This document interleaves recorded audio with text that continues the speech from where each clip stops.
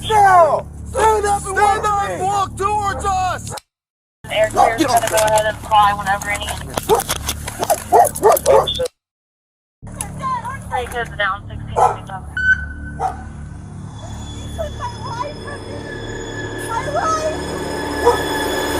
What could possess a parent to take their own child's life? And just how twisted would they have to be to not only consider such a horror, but to plan it for months? This is the ongoing case of Chad Dowerman, father of 3, who executed his kids for no apparent reason. On a seemingly ordinary afternoon on the 15th of June 2023, police were called out to Claremont County, Ohio, following 2 911 calls from passerby who had been approached by a terrified girl on the road. 911, where's your emergency? There's a girl running down the street saying that her stepfather is killing everyone in her family. It's on the corner of where there's a body shop in the fire department. Do you know what road this is? Okay, what's your name? Give it into the fire department. What's your name? Do you know what road this is? Laura Lindell Road. You said what? It's Laura Lindell Road. Earlier that afternoon, Dowerman came home from work early and asked his wife to join him in the master bedroom for a nap with their 3 sons, Chase, Hunter, and Clayton.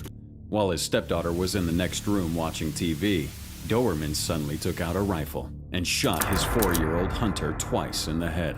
The girl, who was just 12 years old, rushed in to find her mother trying to protect the injured son from Dowerman, who fought viciously and even bit his wife to get the boy. In a desperate move, his wife grabbed the rifle. This resulted in her being shot in the hand and forced to drop her son into Dowerman's line of fire. Did you say how or what was happening? I asked her to get in the car with me, and she said she couldn't leave her family. While the mother fought for her little boy's life, the young girl told her remaining brothers to run as far as they could and fled the scene beside him. The 7-year-old Clayton made it 300 feet into a nearby field before being gunned down from behind by his father. Dowerman then went on for his stepdaughter, who was attempting to carry her last brother, 3-year-old Chase, to safety. When he caught up to him, he demanded she put him down and try to fire at him. Fortunately, his gun was jammed. Now separated, the last son ran back to the house where he was caught by Dowerman, while the stepdaughter escaped to the nearby fire department to seek help. But I think she ran to the fire department. So she went to the fire station. What did she look like? Did she say anything about a baby? I don't know about no baby. She said she just couldn't leave her family. Officers arrived on scene at approximately 4 p.m. to discover the shooter, 32-year-old Chad Dowerman, sitting calmly by the door. He's unresponsive to commands provided by law enforcement, and so the officers approached the home. Show us your hands now! Stand up! Stand up!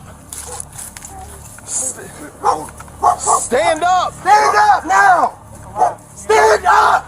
Stand the f*** up! EMS to stage and air carrier's gonna go ahead and fly whenever any units can advise. Get your hands out of here. Tell 21. It's in the air. Upon inspection, the officers are confronted with a scene straight out of a horror movie. On the ground lies a mother, screaming beside her children's bodies while their father watches, utterly emotionless. Man, I ain't trying to hurt nobody. I'm completely sober. Never did drugs. 63, we're 21. Get the EMS over here. Dowerman's attitude is unnatural. Here he can be heard telling officers that he means no harm and has not consumed any alcohol or drugs. He assures them he's not insane and even kindly warns them about his dog. Go on, man. Hey, are you copying all this? Can I roll over? I ain't gonna hurt you. I ain't gonna hurt nobody. You got anything on you? No, I ain't got nothing, man. Phone, that's it. I ain't mad. I ain't nothing. Just make sure that dog don't come out. I don't think he'll bite you. Just don't reach for him and try to grab him and pet him. All right. He won't bite you. His claim that there's nothing going on is a shocking contrast to his wife's desperate cries that can be heard repeatedly throughout the footage from the crime scene. Take kids down 16. 63, we're 21. Have EMS respond over here. You're clear, they're being advised.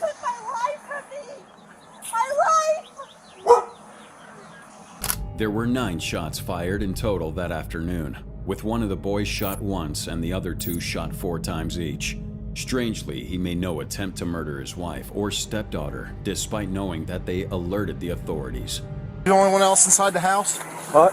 You the only one else inside the house? Yeah. Sit down right here. My daughter, she ran over to the fire department. Sit down. It's my stepdaughter. Put him in the cage. Can you get the wallet out of my back pocket? Shut up, dude. You have the right to remain silent. You can use it. Doberman disturbingly has no reaction as he marched past their bodies by the police and seems oddly comfortable with the officers apprehending him. But after one night in police custody, reality finally started to sink in. Visibly distressed, Doberman refuses to wear the jumpsuit provided and resists multiple officers as they fit his handcuffs, preparing him for his first arraignment with a judge in court. There he will hear the charges brought against him for the first time and be faced with both media and prosecutors, a realization which hits him suddenly outside the courtroom.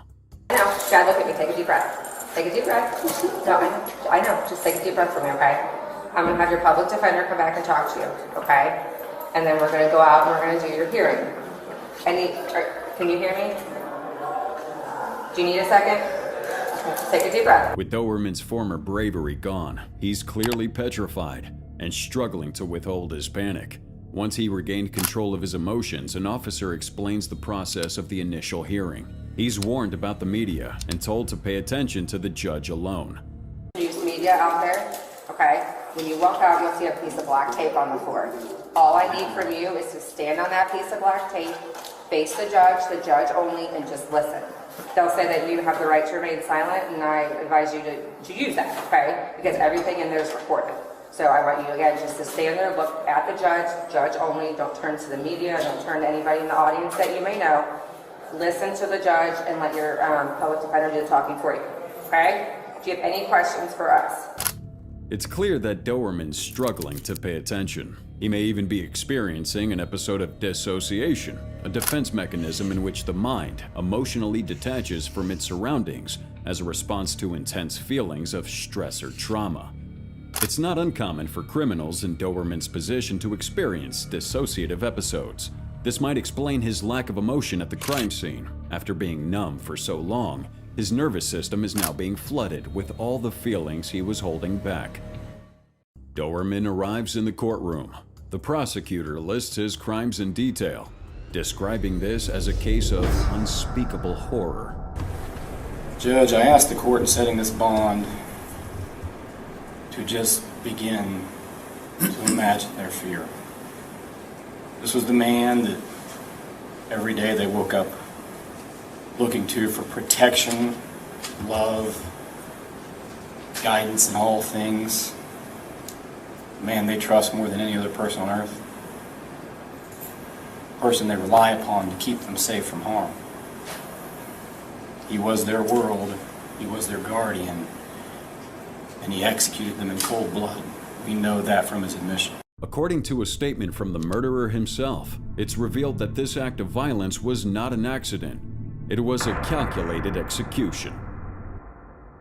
To make things even more disturbing, Judge, this was no haphazard act. Again, by his own admission, he planned the events of this day.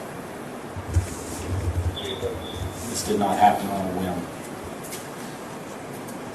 Doberman had allegedly been planning to kill his sons for months, ever since way back to October 2022. It's also reported that he hadn't slept for 3 to 4 Download the Domino's app today and become a Piece of the Pie Rewards member to earn points toward free pizza. Lead your team to victory. Gear Fit Loopy joins the fight. 4 days prior to the incident. What continues to confuse both detectives and reporters alike is why he did it. What motive would a father, even an abusive one, have to execute all 3 of his own children? He's confessed to what I believe is the worst crime, at least I hope, that I'll see in my lifetime. I hope it's the worst fact pattern that ever comes before this court. At this point, Doberman is visibly crying, which should suggest remorse, but until now he hasn't seemed capable of such an emotion. His vicious character has been confirmed by neighbors, who described him as a man with a temper, who was constantly heard yelling, and was known to be cruel to his wife. He was just a very angry man. Like, he just was always yelling at his wife and his kids, and you just really don't pay no attention to stuff like that, and then this happened. This testimony certainly aligns with Doberman's criminal record. As the prosecutor notes, he had one previous charge of domestic violence in 2010. As his prior record goes, Judge, it is fairly minimal. He was charged with domestic violence in 2010. He is not, to my knowledge, on probation committee control. However, Doberman's father, Keith, had actually defended his son's character. He went on record saying, "That wasn't Chad standing at the arraignment. I could tell in his eyes, he's hollow inside." Keith himself had no explanation for the killings and said his son simply snapped. Judge, the facts of this case are hopefully like no other we will ever see. When this case gets indicted in the Court of Common Pleas, I am certain that a no bond hearing will be held, and I would hope that would be granted. But at this point, at this juncture, we're going to ask this court to issue a bond we've never asked for before. I'm going to ask for a bond of $20 million. I hope I never need to request such a bond again. The prosecutor requested his bail to be set at a staggering $20 million, a tactic to ensure he would appear before court at his appointed trial date, and that he would not be released from police custody before that time. A judge will typically set a bail bond at an astronomical level in cases such as these, where the defendant is charged with a violent crime or deemed a flight risk. It's quite evident here that Doberman has been determined as both. While the facts of this case are continuing to take shape, the prosecutor has gone on record, stating that he sees this as a death penalty case. As such, he wants Doberman executed for his crimes, a fitting punishment for a man who brutally executed his own sons. That these are men and women with families, children, feelings, emotions. They're not some automaton performing a delegated function. They're people. It's not yet confirmed what Doberman's sentence will be, but one thing's for sure, this man needs to pay the ultimate price for his inhumane crimes. And if you enjoy true crime content like this, make sure you're subscribed to see more.